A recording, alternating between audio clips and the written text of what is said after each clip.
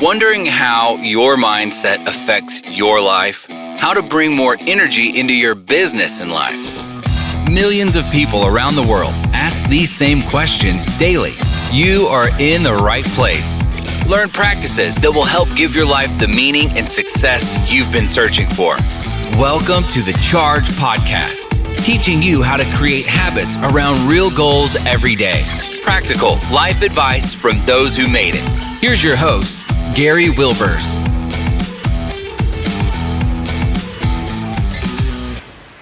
Welcome, Chargers. We're glad to have you back this week for another great podcast, and I've got a great guest for you today. I'm so honored that Archbishop Joseph F. Naumann was ordained a priest in 1975.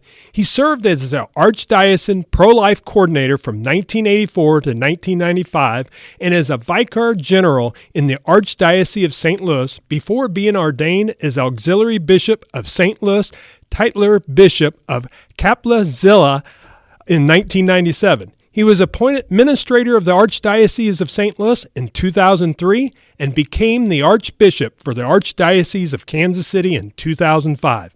Archbishop Naumann currently serves the USCCB as the Chair of the Pro-Life Committee and as a member of the Administrative Committee, Religious Liberty Committee, and the Subcommittee for the Promotion and Defense of Marriage. Archbishop is also chair of the Kansas Catholic Conference and co-chair of the Religious Alliance Against Pornography.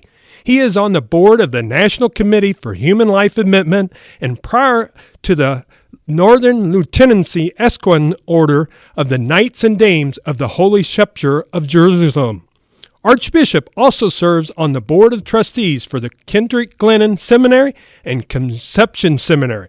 Archbishop Naumann, it is an honor to have you on the Charge Podcast. Welcome. Well, thanks, Gary. It's good to be with you and to be with your listeners as well. So thanks for the opportunity. Well, thank you for saying yes, but I thought what we'll do is we all have a story. And, of course, at some point, you felt called and answered that call that God gave you to become a priest. Can you share a little bit of that story of what that call was? Sure, Gary. As your description let your readers know, I'm pretty old. And so I grew up in a different time period, a different age in many ways. I think one of the most significant things that happened that affected my life was that my father was murdered while my mother was pregnant with me. So she was 3 months pregnant with me. He was murdered a week before Christmas in 1948.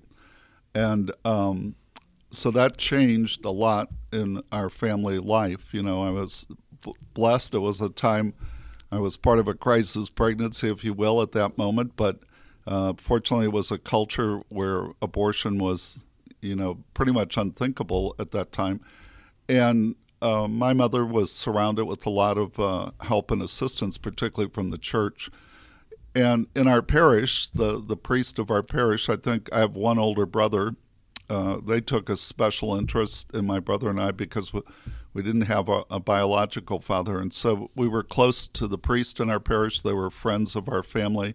I saw that my pastor occasionally would take us, my brother and I, with him on his day off and would take us to some of the parishes where he had served before. But he would stop at the hospital. We wouldn't go into the hospital rooms with him, but I could see the difference that a priest made in people's lives. And so I actually went into the seminary out of grade school into a high school seminary, which wasn't unusual at that time. There were more than 500 young men in this high school seminary. And by my junior year in St. Louis, they built a second high school seminary because they were turning so many young men away. But things would change. So at that point, I was interested in the priesthood. I admired priests. But I certainly wasn't sure that that's what God was calling me to do. When I went to the college seminary, it was a pretty tumultuous time in our culture and society. This was in the 1960s, late 60s. The civil rights movement was going on. There was the protest against the Vietnam War. The sexual revolution was happening.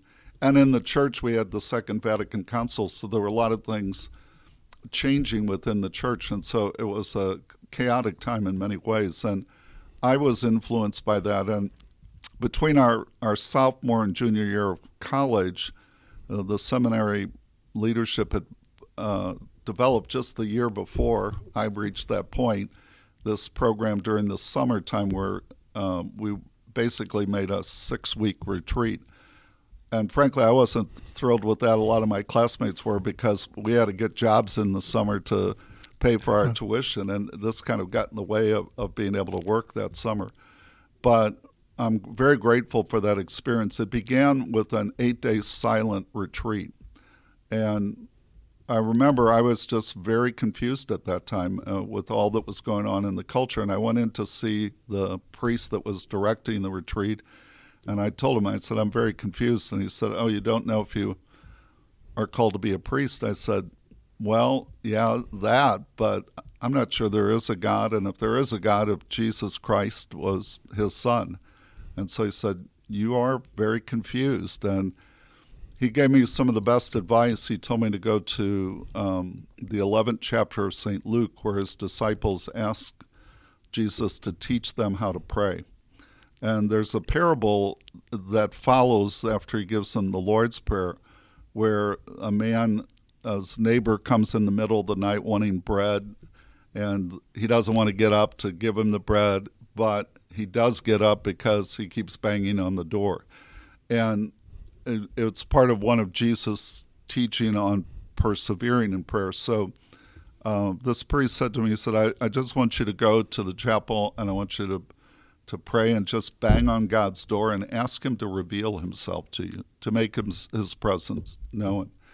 And so after those 8 days, I had an experience of the Lord's presence that I had never really, although it had grown up in the church, but a personal experience of his love for me and for his presence. And after the whole 6 weeks, I was convinced the most important thing I could do with my life would be to bring others to know Jesus and to know his love and experience that, and to know that there is indeed a God and that Jesus is his son and our Redeemer. So so the church had 6 more years to see if they agreed with that. Fortunately, they did, and I became a priest in 1975. Well, thank you for answering the call, and I'm sure, there was a reason for those 6 weeks, as you know now that we look back. But one of the things I thought was so interesting as you was sharing that, I think it applies today, because really, and I didn't mean to ask this, but I think it applies, and I think you'll feel that connection is one of the challenges I think we have in society today is we don't give ourselves that space and time. We're so busy. There's so many tools. There's so many different podcasts. There's so many different TV channels. There's so many of everything that we don't take that time to really look within ourselves. And one of my questions I was going to share with you, and you kind of mentioned that about prayer, how can someone slow themselves down to let God speak to them? What would be some suggestions you would share? One of the things Pope Francis says to young people a lot of times, he says, you need to unplug. Yeah. You need to get away from all the technology and all the noise, because you're right. We live in this communication age, and so we're constantly having information and messages pushed at us. And if we want to hear God's voice, we have to pull away from all of that. We have to find places of silence and solitude, because prayer is a conversation with God. And yes, he wants to hear from our hearts what's going on in our lives, and he's interested in everything, the good, the bad, the ugly, and the beautiful. But if it's a conversation, we have to learn to listen for God's voice in our life as well. And to do that, we have to get away from the noise. And part of that is to read the Bible, the scriptures, but not just to read it like you would a book or a novel, but prayerfully, and to read it with an expectation that the Lord wants to say something to me at this moment in the unique circumstances of my life. And so I think it's important. We need to give God time. We need to set time apart in our day, and to pull away from the noise and to allow the Lord to speak to our hearts. I'm blessed to have a chapel in my residence, and I start every day in that chapel. I try to give the first hour of the day because I can control that more than the other hours of the day. And part of that, I pray over my calendar, and I look at what I'm going to be doing that day, and I say, Lord, help me to recognize your presence in the events of this day and the encounters of this day, and help me to do what you want me to do, to say what you want me to say this day. So, and at the end of the day, I'll go back to that chapel and I'll think about all the things I've done and the different experiences I've had, and I'll say, Lord, what is it that you were trying to say to me? And I think if you do that, if you reflect not only on the Word of God, but on your own life, you begin to see God's hand and hear his voice in your life. Yeah, it's kind of interesting. I've done over 150 of these podcasts, and the number one answer, I have a acronym for that charge, create habits around real goals every day. And the number one thing that guests tell me that makes the biggest difference in our life is some sort of morning routine. For you, it's morning prayer. For myself, I have a spiritual time that I spend in prayer, and I need to do some reading. And that's the thing I really would tell my listeners as you're listening to this, how does that apply to you? And maybe you can't do the hour that you mentioned, right, but it can be 5 minutes. It can be 15 minutes. But how can you slow down enough to really allow yourself to do it? And C.S. Lewis really probably said it right in the Screw Tape Letters. The devil wants to keep you busy because why? Then you don't think about God and bring it in your life. And one thing I always tell my listeners, we share different viewpoints here. I very openly share my faith, but I want people to be able to hear that. So if you're on the other side of the spectrum and you're listening right now and you're thinking, oh, I'm going to turn this off, well, listen to the other side, because that's where we learn and that's where we grow as individuals when we do that. Archbishop, some great information, but one thing I'm curious of, because you've done a lot in leadership over the years, and I'm kind of curious is what has impacted how you decide to lead your life and really kind of how you lead people, and what type of leader do you think you are? Oh, that's a good question. I mean, I think when I went into a new parish, or in this case, when I came here 15 years ago in the new diocese, I think the first thing you have to do is you have to listen, and you have to learn what's gone before you. The bishop who ordained me a priest, I remember he told myself and my classmates, he says, the first year you're at a parish, look out the window.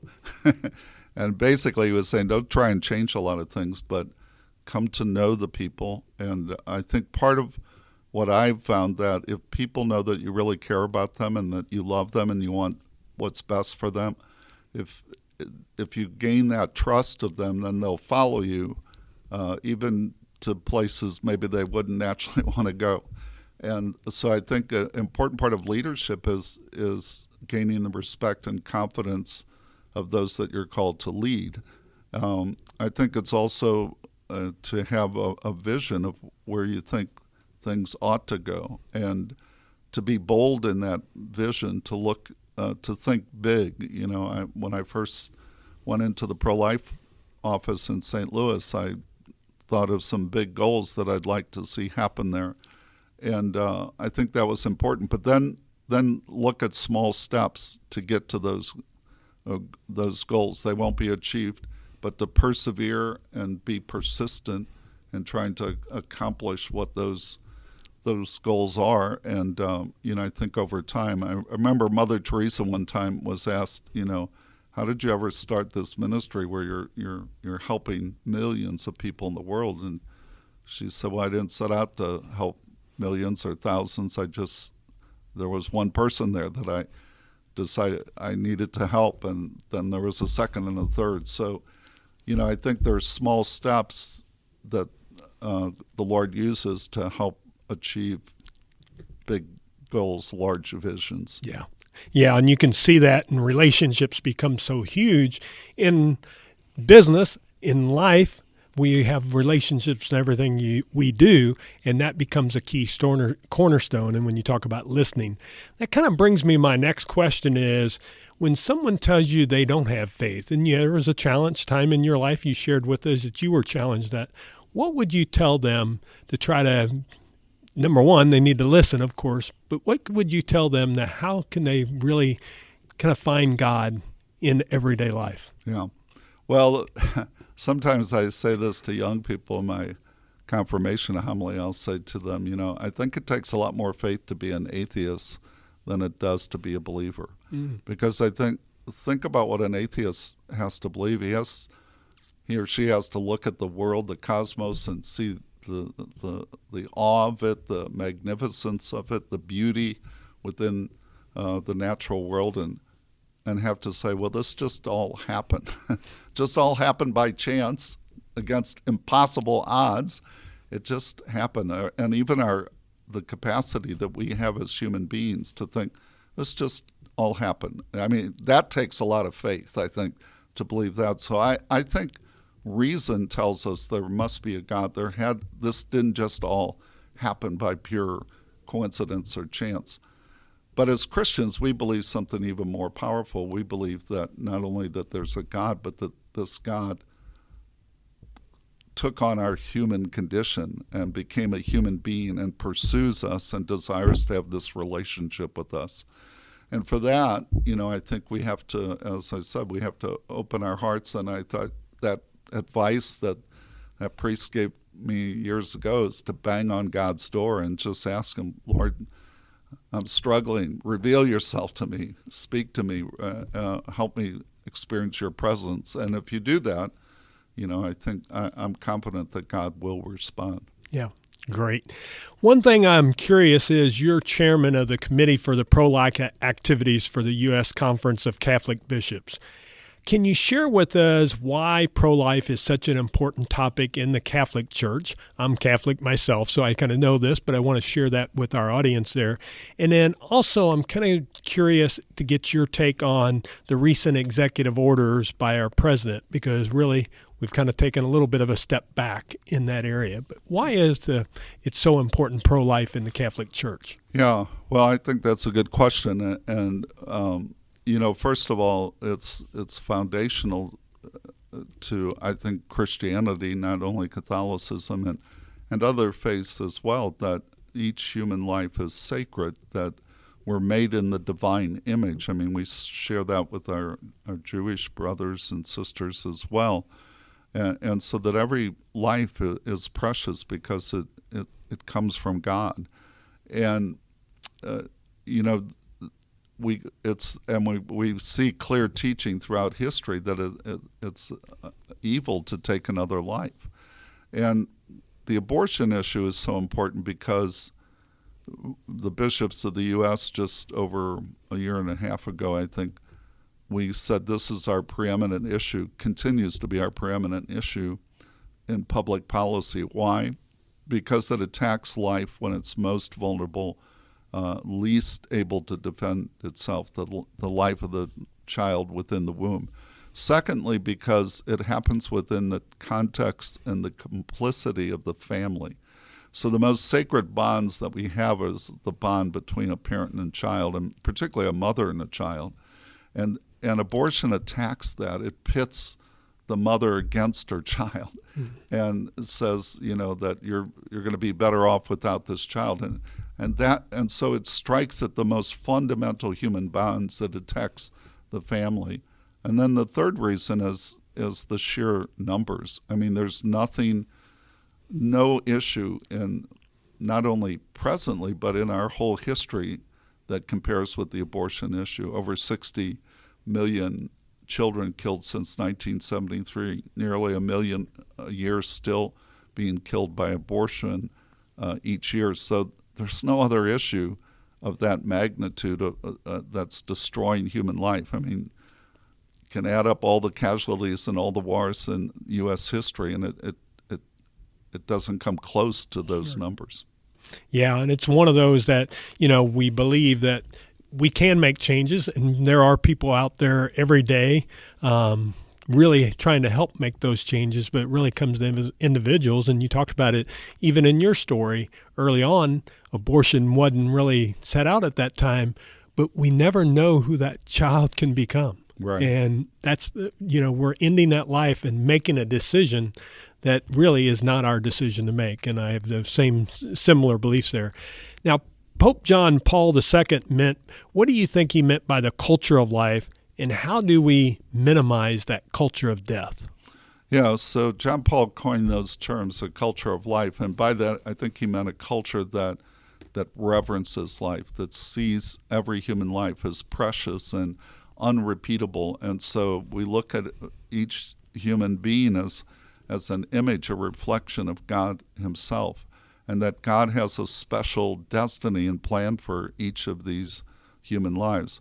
The culture of death, by contrast, they look at the problems in the world and they don't try to solve the problems, they try to eliminate people, If it's a crisis pregnancy, well, let's eliminate the baby. Let's not surround the mother. And because, in our post-abortion ministry, we see how much women suffer after abortion. And, they're the second victim of the abortion each time. And, mothers, they don't, this isn't what they desire, but they need to be surrounded with support. A lot of them have difficult circumstances around the pregnancy, and a lot of times it's because the fathers abandoned them. And so how as a society do we help them, but we don't kill the child? Or, at the end of life, we see the culture of death says, well, this person's old, they're elderly, they're not doing anything, they're not contributing to society, let's get rid of them. And my 97-year-old mother died just about 6 months ago, and I mean, she would say to me towards the end of her life, says, has God forgotten me? I don't know why I'm still here. I said, Mom, you're here for us because we need to be better. We need to return the love that you gave us, and so that we look at our elderly with reverence, and we look at those with disabilities with reverence, and see that that they're more than anyone else, they're drawing love.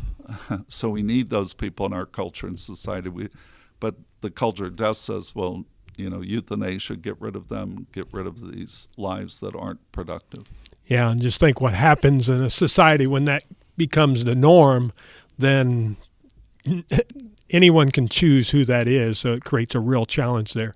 With the pro-life, you've seen a lot of great things. I know you were just up at the rally, a little different this year with COVID and everything that's going on, but you've been the others.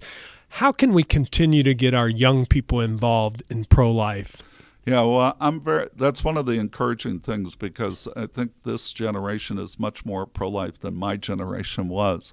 And I think that they've seen the consequences of the culture of death. They've lost a lot of their peers because of abortion. And so I think I feel encouraged. And when you go to the March for Life in normal conditions, it's predominantly young people and lots of young women, but young men as well.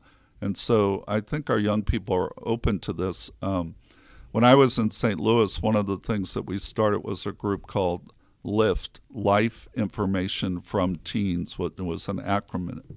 And so we trained some young people so that they could go out and teach their peers why life is sacred, to teach them about the virtue of chastity so people don't get into these crisis pregnancies. But so I think to empower our young people, to give them the equipment to do something, because I think they want to help. And so whether it's 40 Days for Life and praying outside of an abortion clinic, or helping at a crisis pregnancy center, raising funds to help at a pregnancy resource center, we need to give them activities to help them, or to help them because they're going to influence their peers a lot more than this old bishop is. So we need to equip them and help educate them so that they can educate others. Yeah, I agree with you there. I think as they educate, number one, they can speak their language.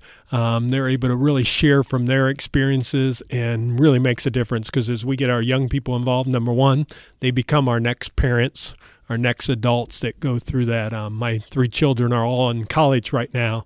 And, this is the time that really is that when they're young in high school, grade school, and all the way into college, this is the time that they're really forming some of those habits that they will have when they become parents, and what they want out of life, and being able to share that with others. So thank you for sharing that.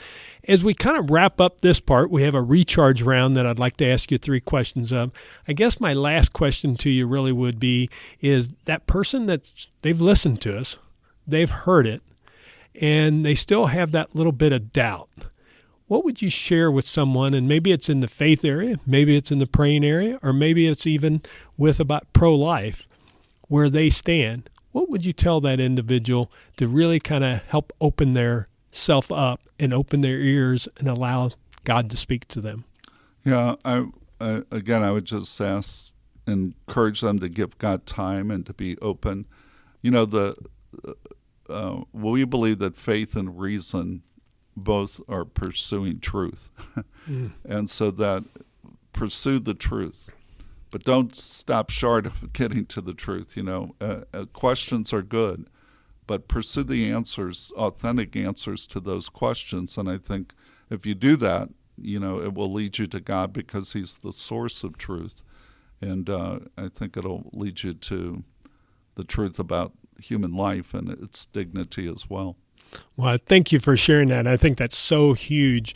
And I think it's really for ourselves to realize that we can hear different viewpoints, but we really need to do the research and understand, and then give yourself that time and that space to be able to understand that instead of taking someone else's point of view.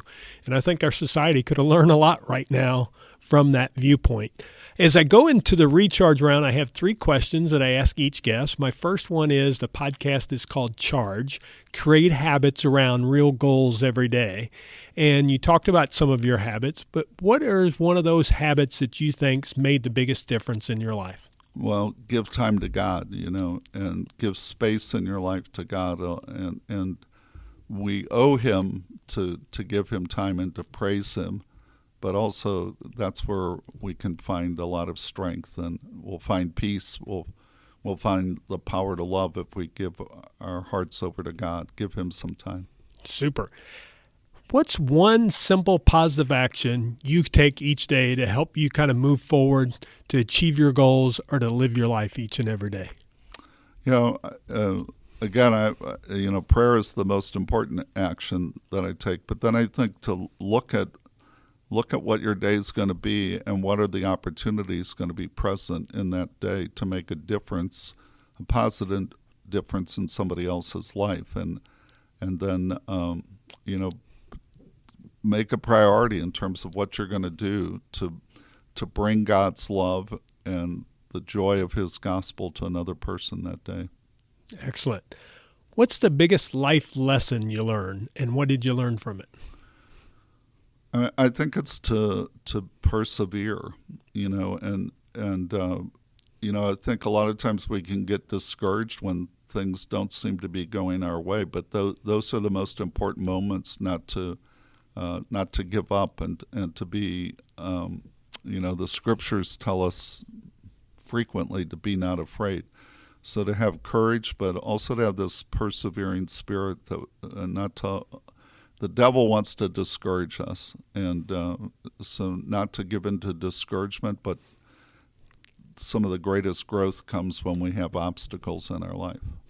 Well, Archbishop Naumann, it's been a pleasure having you on the Charge podcast, and I think for Chargers, I hope you really look at how are you persevering? What are the challenges you have? We all have got challenges each and every day, but what are you doing to move forward? How are you setting some time for yourself to be able to really discover what changes you need to make? As we're early in 2021, everyone's been challenged with COVID. The thing is, though, is what are you doing to help someone else? Because when we help someone else, it always makes us feel better. As I drove up today for Kansas City to have this podcast, I will tell you, it was one of the things that really benefited me because I knew I would get something out of this conversation. So, Archbishop Naumann, thank you so much for saying yes to the Charge podcast. Well, thank you. Thanks for the opportunity, and it's been a privilege to be with you and your listeners. Chargers, go out each and every day, and remember, create habits around real goals every day. We'll see you next week for another great podcast. Thanks for joining us. Make it a great day.